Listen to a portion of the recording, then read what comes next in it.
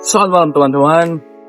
Perkenalkan, nama saya Geraldino Jeremia Katili dengan NIM 24071100100603. Dan saya Ariel Fianjes Napasla dengan air NIM 636. Kembali lagi dengan channel Gorilla 1858. Kali ini kami dari kelompok 10 akan memaparkan materi tentang hukum moral dan kekuasaan dalam telaah Law is a Tool of Social Engineering. Sekarang kita masuk pada materi kita, yaitu sekilas hukum dan tujuannya. Pada Appledore menyatakan bahwa tujuan hukum adalah memberikan kepastian hukum, menciptakan keadilan, serta melindungi hak-hak warga negara. Hukum hadir sebagai sarana untuk menciptakan keteraturan dalam masyarakat. Ketertiban sosial hanya akan terjaga apabila setiap individu mematuhi hukum. Kita masuk pada dua pandangan utama dalam memandang hukum. Yang pertama, normatif dan positif. Melihat hukum sebagai ilmu yang berdiri sendiri, bersifat normatif, dialisis secara dogmatis. Pendekatan ini memandang hukum sebagai kumpulan norma yang meningkat. Yang kedua, interdisipliner. Mengapa hukum harus dipahami secara berbagai dari realiti sosial? Hukum tidak hanya dilihat sebagai law in box atau juga law in action. Pendekatan ini sejalan dengan gagasan Roscoe-Pound yang menegakkan pentingnya hukum sebagai sarana rekayasa sosial untuk memenuhi kebutuhan masyarakat. Kedua pendekatan tersebut perlu diseimbangkan agar hukum tetap relevan. Hukum yang hanya fokus pada teks akan kehilangan daya hidup jika tidak memperhatikan kenyataan sosial, sementara hukum yang hanya mengikuti realitas tanpa norma yang tegas akan menimbulkan ketidakpastian. Berikut kita masuk pada hukum moral dan kekuasaan dalam telaah Law is a Tool of Social Engineering. Hukum moral dan kekuasaan merupakan pilar penting dalam menjaga keteraturan masyarakat.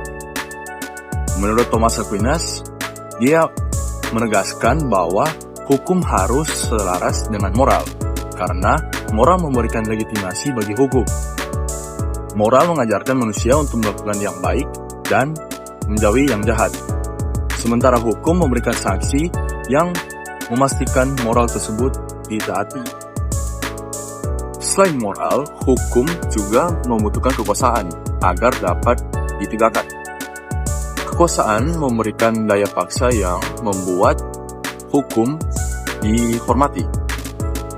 Namun, kekuasaan harus diatur agar tidak digunakan secara sewenang-wenang.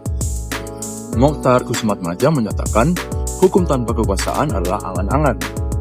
Kekuasaan tanpa hukum adalah kelaliman. Dengan demikian, hukum dan kekuasaan harus saling melengkapi. Jadi, hukum memberikan arah, sementara kekuasaan memberikan kekuatan. Keseimbangan ketiga unsur ini menjadi kunci terciptanya masyarakat yang adil. Apabila hukum kehilangan moralitas, ia dapat menjadi alat penindas. Apabila kekuasaan tidak dibatasi hukum, maka akan muncul tirani sebaiki.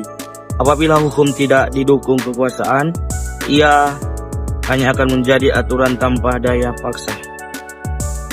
Berikut kita masuk kepada Law is a Tool of Social Engineering sebagai sarana mewujudkan tujuan hukum. Konsep Law as a Tool of Social Engineering yang dikemukakan oleh Roscoe-Pound memandang hukum sebagai sarana aktif untuk mengatur dan mengubah masyarakat. Hukum berfungsi untuk mencegah konflik, menyelesaikan perselisihan, serta mengarahkan masyarakat menuju tujuan yang diinginkan. Hukum yang baik adalah hukum yang mampu menyesuaikan diri dengan perubahan sosial. Apabila hukum tertinggal dari perkembangan masyarakat, maka akan muncul ketidakpuasan dan ketidaktaatan. Oleh karena itu, pembentuk hukum harus memperhatikan kebutuhan sosial agar hukum yang dibuat benar-benar efektif. Namun, penggunaan hukum sebagai sarana rekayasa sosial juga memiliki sisi negatif jika digunakan secara berlebihan. Hukum dapat menjadi alat legitimasi kekuasaan pada masa tertentu. Hukum dapat dipakai untuk mempertahankan status up, bukan untuk melindungi rakyat. Oleh sebab itu, hukum harus diberi muatan nilai-nilai kebenaran filosofis agar tidak kehilangan legitimasi moral. Hukum hanya akan berfungsi dengan baik apabila ketertiban, keadilan, dan kepastian hukum berjalan seimbang. Dalam konteks Indonesia, upaya pembaruan hukum merupakan bentuk nyata penerapan hukum sebagai sarana rekayasa sosial. Perubahan hukum harus diarahkan untuk memperkuat perlindungan hak warga negara dan meningkatkan partisipasi publik.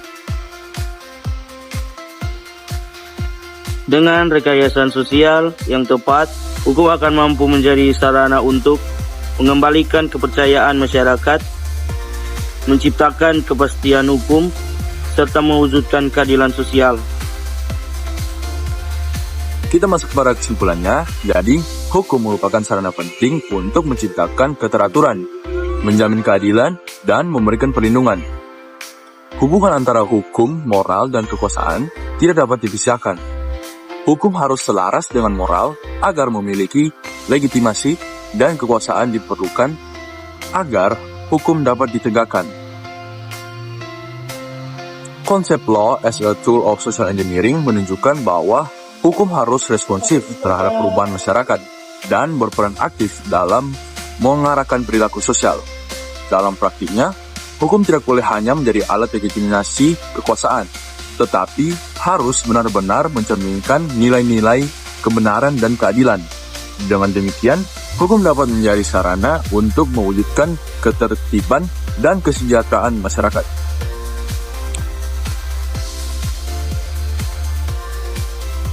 Jadi kita mau bertanya, jadi apa yang harus dilakukan pembentukan hukum agar tetap efektif? Nah, pembentuk hukum harus memperhatikan kebutuhan sosial agar hukum yang dibuat itu benar-benar efektif.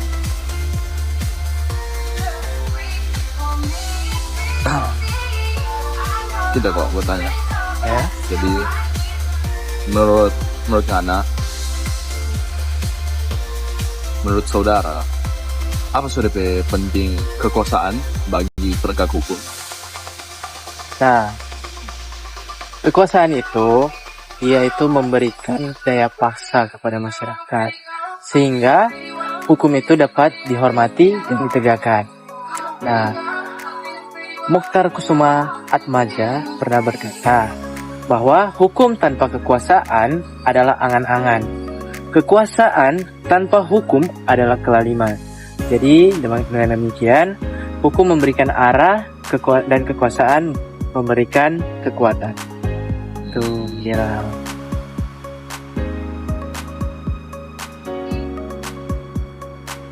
Nah, sekarang kita mulai.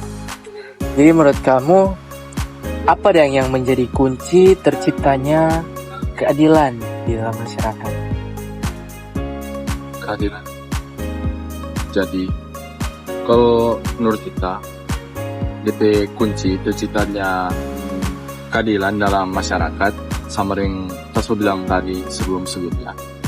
Itu DP kunci adalah keseimbangan antara ketiga unsur, pertama unsur hukum, moral, dan kekuasaan. Itu sih DP inti, DP kunci. Oh, So, boleh paham? bisa. Jadi ketiga ini sangat penting ya. Yo, itu tiga itu penting formo Terciptanya keadilan. agar terciptanya keadilan di masyarakat supaya tidak jadi perselisihan antar masyarakat. Betul, betul. Sudah. Oke. Saya yang mau tanya? Boleh? Sudah pas. Sudah Boleh, sih. Kang. Iya, iya. Baik, sekian video dari kami. Semoga video ini bermanfaat bagi penonton-penonton semua. Kami bermohon maaf jika ada kesalahan kata, karena kami sama-sama masih belajar, kami sama-sama masih mahasiswa dan juga manusia yang masih memiliki kesalahan. Jadi sekian dari kami. Terima kasih. Terima kasih. Terima kasih. Jangan lupa like, comment, share, and subscribe. Dadah. Thank you.